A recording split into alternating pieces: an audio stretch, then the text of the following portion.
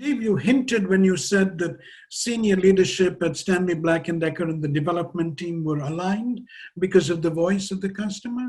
But were there other aspects of mothership management that stand out for both of you that eventually led to the spin-off, if you will?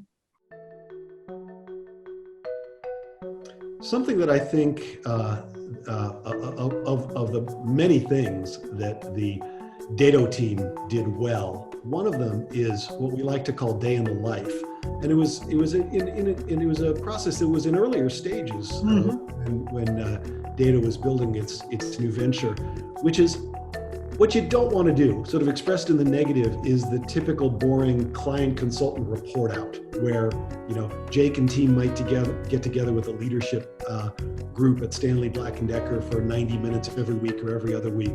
Right. What did you do this week? What are you thinking? What are you going to do next week? Okay, that's just table stakes. What you really need is to involve people actively in what we like to call shared generative activities.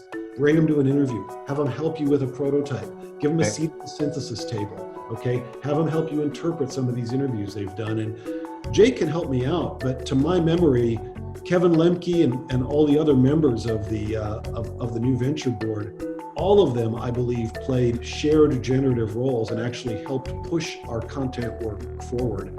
And for that reason, they had a real sort of visceral appreciation of what was going on and a stake in the program's success that you just never get with some dull weekly report out.